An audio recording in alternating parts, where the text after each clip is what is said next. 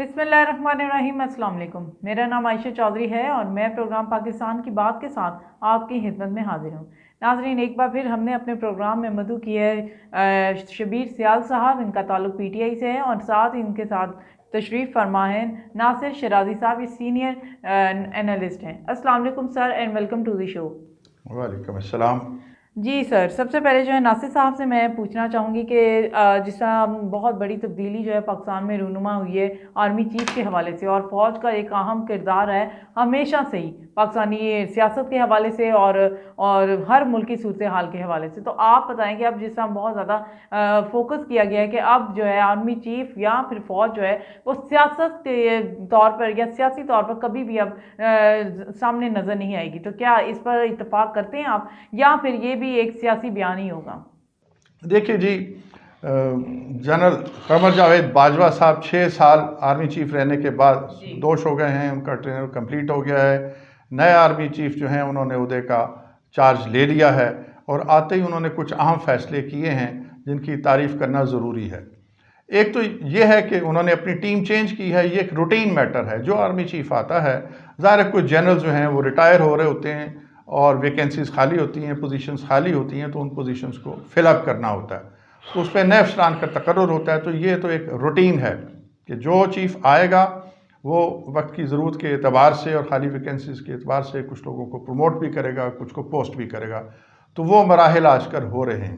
दूसरा अहम तरीन जो उन्होंने चार्ज लेने के बाद बयान दिया है वो बड़ा काबिल तहसीन है कि फ़ौज का अब सियासत से कोई दूर का भी ताल्लुक़ नहीं होगा, और इसका अमली सबूत देते हुए उन्होंने ISPR जो उनके तर्जुमान होते हैं वहाँ पे उन्होंने एक तब्दीली की है।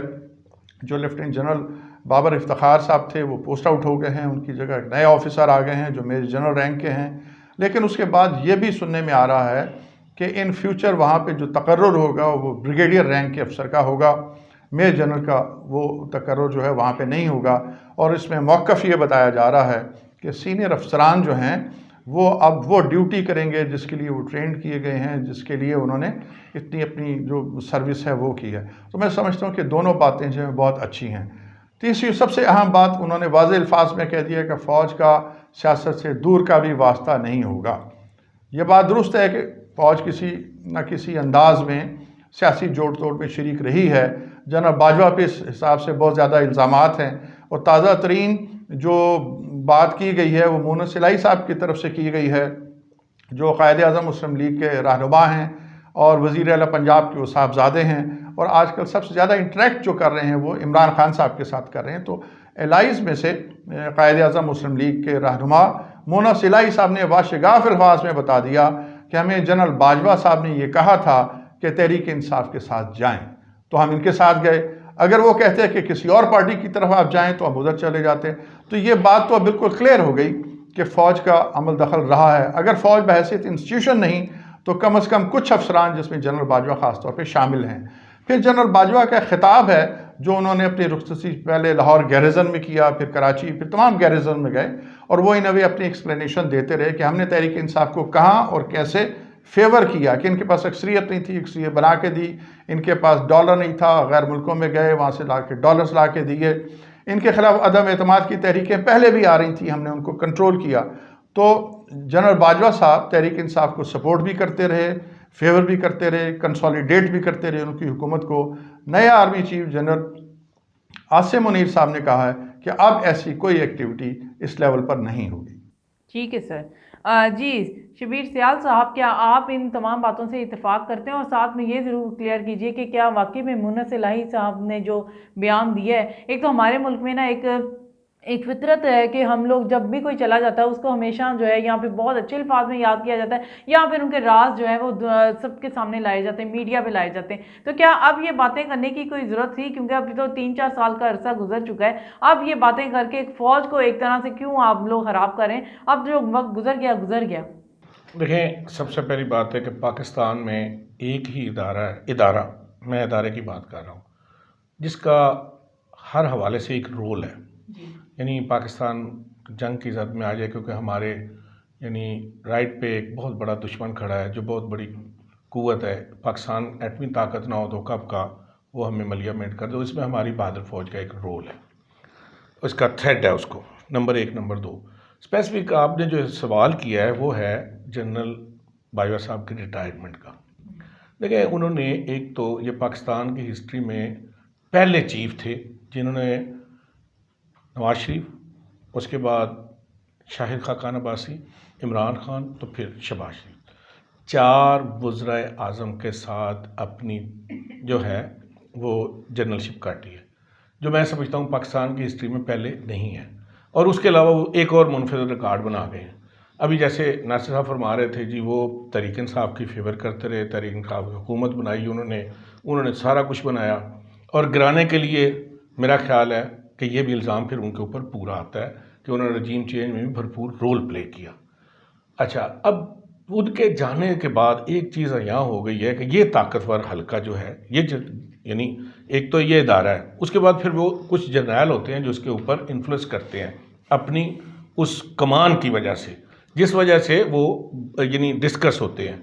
क्योंकि पाकिस्तान में जज, जर्नैल, जर्नलिस्ट, जागीरदार का एक रोल है जिसको आप निकाल नहीं सकते हैं हुकूमत बनने और गिराने में, इसलिए उनका भी एक रोल रहा है, उसको आप इनकार नहीं कर सकते। क्यों? इत्तफाक ये है, इसको अगर मान भी लिया जाए कि वो हमारी तरफ से आए, उन्होंने पीटीआई की हुकूमत गिराने में भी रोल किया, और जब हम हुकूमत में थे तो जो आज हुक्मरान हैं उनकी अगर तकरीरें निकालें तो उनका रोल बिल्कुल क्लियर हो जाता है कि वो ज़रूर था। लेकिन मैं ये समझता हूँ हम जब भी डिस्कशन करने लगें तो इस इदारे को सेफ रखें, शख्सियत के किरदार को सामने रख के तो बात किया करें, ताकि लोग हम दुनिया में पहचाने जाएं कि हम बाशऊर लोग हैं और हमें पता है कि इस शख्स का क्या रोल है, इदारे का क्या रोल है। इसी तरह उनके जाने के बाद मैं ये समझता हूँ जो मौजूदा DGI-SPR आए हैं, उन्होंने पहला ये बात की है जिसके लिए मैं समझता हूँ, मैं उनका मशकूर हूँ कि उन्होंने ये कहा है कि फ़ौज और अवाम में इत्मीनान बहाल करना हमारी पहली जिम्मेदारी है। और मैं ये समझता हूँ पिछले कुछ अरसे से हमारे नासमझ जो लोग हैं वो ये फ़ौज के ऊपर जब अटैक करते हैं, ये गलत है। हम उस शख्स को फोकस किया करें जिसका रोल हो, तो ये बेहतर होता है कि इसके बजाय कि एक ही रिस्पेक्टेबल अदारा है जिसको हम डिस्कस करके उसकी साख ख़राब करते हैं। नेशनली इंटरनेशनली पाकिस्तान आर्मी की इज़्ज़त है, इंस्टीट्यूशन, हमें चाहिए उसके ऊपर फोकस रखें। शबीर साहब ने बड़ी खूबसूरत बात की और बड़ी अच्छी जिम्मेदारी से ये बात की। काश यही रवैया इमरान खान साहब का होता, वो न्यूट्रल भी कहते रहे, वो जानवर भी कहते रहे, वो मीर जाफ़र और मीर सादिक भी कहते रहे। बड़ा अफसोसनाक रवैया रहा आपके कायदीन का। मैंने कहा है कि शख्सी तौर पे मैं उनकी बात को इंडोर्स करता हूँ, इंस्टीट्यूशन को मैं डिफेंड करता हूँ। मैं शख्सी तौर पे इमरान खान की बात को इंडोर्स करता हूँ, लेकिन इंस्टीट्यूशन को मैं डिफेंड करता हूँ। लेकिन अगर एक जज है, अगर उसने कोई गलत काम या गलत फैसला या गलत बात की है, हम पूरी जुडिशरी को तो ना मसलना शुरू कर दें। खान साहब ने भी तो 3 साल एक्सटेंशन दी ना, दूसरों का हक तलफ किया, उसका उसूल कहाँ गए? जरा खान साहब से ये भी पूछा जाए कि जनाब कौन सी इमरजेंसी थी जिसकी वजह से आपने उनको एक्सटेंशन दी, और फिर उन्होंने एक्सटेंशन दे के उन्होंने अपनी हुकूमत भी दुआई है, ये भी याद ऑन रिकॉर्ड कहा। अब यहाँ पर अगर हम ठीक है, आज मौजूदा हुकूमत की अगर बात करें तो जाहिर बात है जो वक्त गुजर गया वो दोबारा तो नहीं आ सकता, लेकिन अब ये महंगाई और सिर्फ महंगाई जो है हमें अभी भी 8-9 महीनों से फेस करनी पड़ी है। तो क्या अब ये PDM ने आगे कौन से तीर चला लिए जो कि खान साहब नहीं चला सके? अब इस बारे में आप बताएं कि अगली हुकूमत में किसकी होगी, क्योंकि लोग तो तंग आ चुके हैं। कोई एक आदमी जो है उसको भी रिलीफ नहीं मिल रहा किसी एक चीज़ पर भी। बिजली वो महंगी हो गई, गैस जो वो नायाब हो गई है, और जो और भी जितनी भी चीज़ें हैं आम बंदे की जो है रसाई उसमें है ही नहीं। तो आप इस बारे में बताएं कि आप अगर हम एंटी इमरान बनने की बजाय अगर ये सोल्यूशन देखें कि किस वजह से जो है हुकूमत चलेगी और किस वजह से जो है आम आवाम को जो है या आम आदमी जो है सुखी होगा, तो उस बारे में कुछ बताएं। देखिए जी, इसका फैसला तो वोट की कुव्वत से ही होना है। वैसे ये नासिर शराजी साहब से मैंने पूछना था। नहीं, जारी रखें मेरा तो यही ईमान है जी, इसका फैसला वोट की कुव्वत से होना है। जैसा कि इमरान खान साहब कह रहे हैं कि अब आपको मान जाना चाहिए जो कुछ भी था। अब 6 महीने पहले अगर इलेक्शन हो जाते हैं, अगर 8 महीने, देखो ना, शहबाज शरीफ साहब जब हुकूमत में नहीं थे कहते थे मुझे मौका दें, 6 महीने में मुल्क की मईशत ठीक कर दूंगा। तो आज आप देख लें, अभी जितनी चीज़ें आपने गिनवाई हैं, मैं आपको कुछ चीज़ें बता दूं। मेरे नासिर शराजी साहब जैसे दोस्त हैं, 2-3 सीनियर मुल्क की माशत पे बहुत ज़्यादा नज़र रखने वाले, उनके बकौल के अगर दिसंबर के आखिरी हफ्ते तक हमने कोई बंदोबस्त ना किया सोयाबीन के लिए तो मुल्क में एक बहुत बड़ा जो है ब्राइलर का बहरान आएगा, क्योंकि शादियों का सीज़न भी है और बहुत ज़्यादा इस्तेमाल होता है।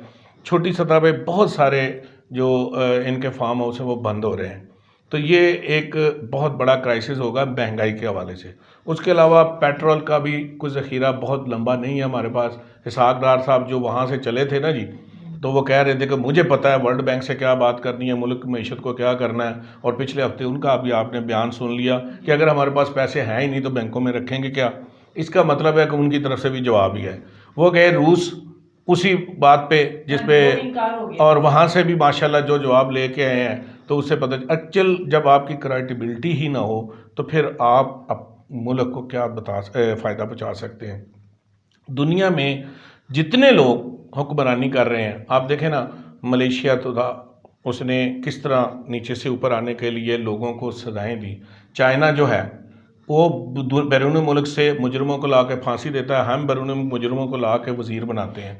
इसलिए जब तक आप आइन और कानून की बालादस्ती कायम नहीं करेंगे उस वक़्त तक मुल्क बहरान में रहेगा। इनफरादी शख्स जो हैं पैसा बाहर मुंतकिल करके अपनी जायदादें बढ़ाते रहेंगे। जी नासिर साहब, आप क्या देखिए जी, क्राइसिस ज़्यादा हैं, रिलीफ नहीं मिल रहा, ये बात अपनी जगह दुरुस्त है। इकॉनमी जो है वो बिल्कुल स्टेबल नहीं है और इसमें मुश्किलात का सामना है। लेकिन मैं इस बात से एग्री नहीं करता कि सोयाबीन नहीं होगा और चिकन मर जाएगा और मुर्गी की पैदावार नहीं हो जाएगी तो कोई क़यामत आ जाएगी। बहुत रोजगार नहीं, कोई रोजगार नहीं। देखिए, ये जो पोल्ट्री के बिजनेस से वाबस्ता लोग हैं, ये उनका प्रोपेगेंडा है कि क़यामत आने वाली है, मुर्गी का गोश्त नहीं खाएंगे शादियों में तो क़यामत आ जाएगी। ऐसा नहीं होगा। ठीक है, उनके कारोबार पे जद पड़ेगी। उसके साथ सिर्फ मुर्गी नहीं और भी बहुत सारी चीजें वाबस्ता है। फिलहाल सोयाबीन सिर्फ आपको मुर्गी की दुरुस्त है बनाता नहीं, कुकिंग ऑयल बनाता है। अगर 600 वाला 1500 किलो मिलेगा कुकिंग ऑयल तो आम आदमी मर जाएगा। बहुत महंगा है, महंगाई हो रही है, है, वो तो एक मैंने सिर्फ मुझे ज्यादा दीजिएगा ना जी।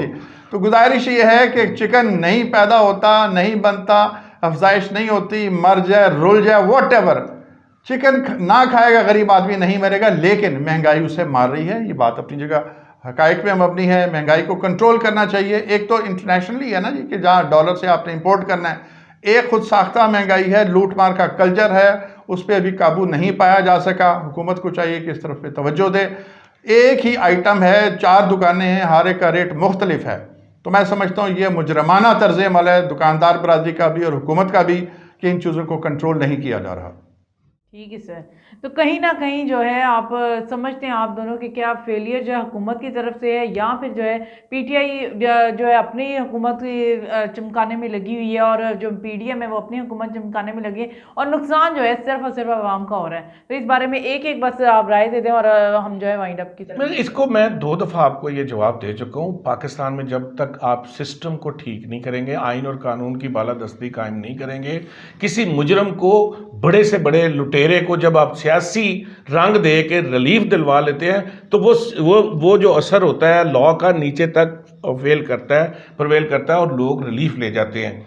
आप बड़ा हो या मुजरम छोटा हो, कानून के मुताबिक उसको सजा दें। जब आप आइन और कानून की बालादस्ती कायम होगी, ये सब कुछ अपने दायरे में आके ठीक हो जाएगा। देखिए जी, पीपल्स पार्टी और मुस्लिम लीग की हुकूमतें तो हमने माजी में देखी हुई थी। अब हमारी तवक्कुआत वाबस्ता थी, हमारी से मुराद आम आदमी के। मुझे तो खैर कोई तवक्को नहीं थी, मैं तो उन्हें बहुत पुराना जानता हूँ, इमरान खान साहब को। उनकी हुकूमत से तवक्को थी कि ये वो काम करेंगे जो इससे पहले कोई नहीं कर सका। अफसोस का मकाम ये है कि उन्होंने भी चोरों से, डाकुओं से, रस्सागिरों से, फ्रॉडियों से, मनी लॉन्ड्रिंग करने वालों के साथ कंप्रोमाइज़ किया, उनको अपने दाएं और बाएं बिठाया। किसी एक आदमी को फांसी देते, किसी एक को वो नाअहल करवाते, किसी एक को 14 साल कैद करवाते, तो हम समझते हैं कि वो अपने मिशन में कामयाब हुए हैं। अफसोस का मकाम ये है कि दूसरी पार्टियों से जो करप्शन की बुनियाद पे नॉन लोग थे वही उनके साथ आके मिल गए और वही उनके इलेक्टेबल्स थे, उन्हीं के जहाज़ और उन्हीं की परवाज़ और उन्हीं का पैसा काम करता नज़र आया। जी बहुत शुक्रिया नासिर शराजी साहब आपका भी और शबीर सियाल साहब आपका भी। नाजरीन, हम जो है सिर्फ प्रोग्राम कर सकते हैं या फिर उस पर बात कर सकते हैं। मीडिया के हवाले से जो है आवाम तक बहुत सी खबरें पहुंचती तो हैं लेकिन ये हल नहीं है। लास्ट में मैं यही कहूँगी कि जब तक एक मजबूत कमांड जो है हुकूमत की सूरत में आवाम को नहीं मिलेगी, मसाइल हल नहीं होंगे, वो और दिन ब दिन जो है बढ़ते जाएंगे। लास्ट में यही कि आप हमारे प्रोग्राम को सब्सक्राइब करना मत भूलिएगा, हमारे चैनल को, हमारी प्रोग्राम्स को जो है लाइक करें, शेयर करें, ताकि हम भी जान सकें आपको हमारा ये प्रोग्राम कैसा लगता है। शुक्रिया और अल्लाह हाफिज़।